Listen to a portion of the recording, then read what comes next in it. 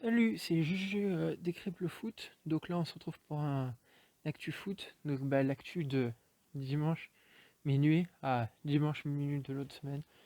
Donc c'est parti. Donc on a en actualité Le Mans et Orléans qui ont vu leur demande d'une Ligue 2 à 22 qui est rejetée. Et c'est par un communiqué des deux clubs qu'ils l'ont fait sur un seul. Ils ont dit qu'ils prenaient acte de ça et donc qu'ils joueraient en National 1 l'année prochaine. Amiens et Toulouse, eux, évolueront bien en Ligue 2, car le Conseil d'État a rejeté ce vendredi le nouveau recours par référé du club d'Amiens, qui fait que le calendrier de Ligue 1 et de Ligue 2 sont connus maintenant. Et donc c'est une Ligue 1 à 20 et une Ligue 2 à 20, comme ça devait être. Sauf qu'en fait, il n'y a que deux montées et deux descentes.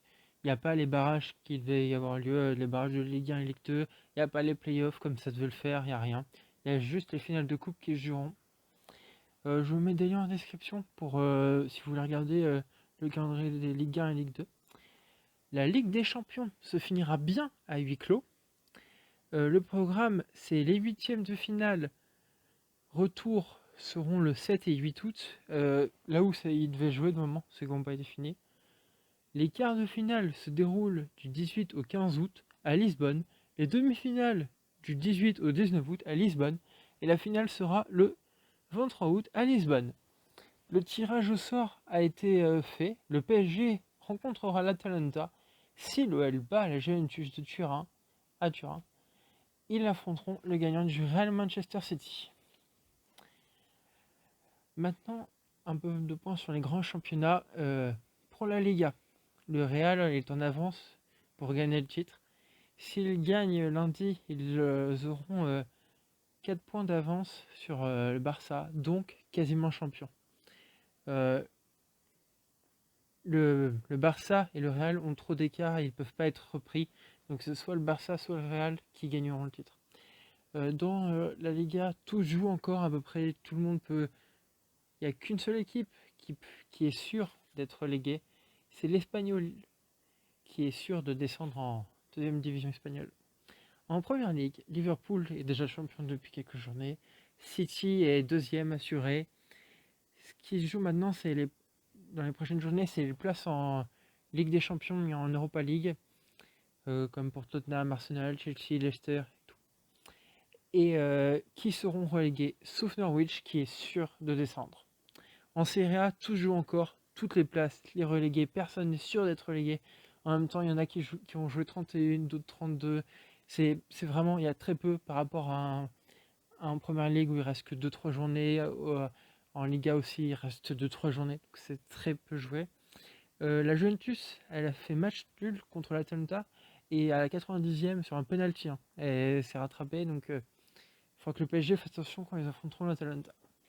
Côté Mercato, il y a Martin Terrier qui a signé à Rennes pour 5 ans en échange de 12 millions d'euros pour l'OL. Leonardo Bittencourt a signé au Werder Bremen pour 4 ans contre 7 millions pour Offenheim. Ignatiam Ganamgo part à Lens pour 6 millions, il y sera jusqu'en 2024. Valon Berisha sera à Reims pendant 4 ans en échange de 5 millions d'euros à la Lazio de Rome. Le Werder Bremen a signé Omer Topanoch pour 3 ans et a donné 3,5 millions d'euros à Dortmund. Souleymane Doumbia part de Rennes pour aller à Angers contre 3 millions d'euros et a signé 3 ans. Côté Mercato l'orienté, on a Moussa Guel qui signe 3 ans à Valenciennes. Donc c'était un jeune du centre de formation qui est parti. On ne connaît pas encore le montant du transfert. En rumeur, il y a Leeds qui devrait lever l'option d'achat d'Ilan Meslier de 5,5 millions. Donc Ilan Meslier, c'est un international jeune français. Il a du potentiel, mais sauf que le problème, c'est qu'il veut pas être la doublure. Il veut pas être doublure, ou même doublure avec du temps de jeu quand même. Il veut pas. Donc c'est pour ça qu'il est parti en prêt avec option d'achat, donc il va sûrement partir. C'est une bonne pour lui de toute façon qu'il ait du temps de jeu. Et donc pour le remplacer, Lorient il pense à prendre gratuitement Mathieu Dreyer après sa saison en doublure à Amiens. Donc ça serait un truc, je pense. Lorient vient d'acheter Adrien Grbic pour 9 millions d'euros, donc ça en fait le plus gros transfert du FC Lorient. Pour 5 ans de contrat, et c'est un buteur jeune autrichien. Il était à Clermont la saison dernière et il avait joué 26 matchs, marqué 17 buts et fait 4 passes décisives. Ça fait de lui le deuxième meilleur buteur de Ligue 2. En actu lorientaise, on a le calendrier de Ligue 2 pour Lorient.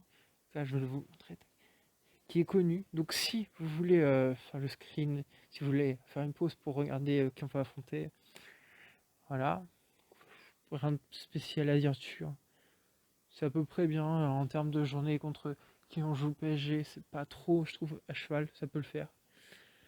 Euh, En termes de match, samedi à 11 h, il y a Lorient qui affronte Concarneau en match amical. Donc ça peut être intéressant de voir comment on va se débrouiller.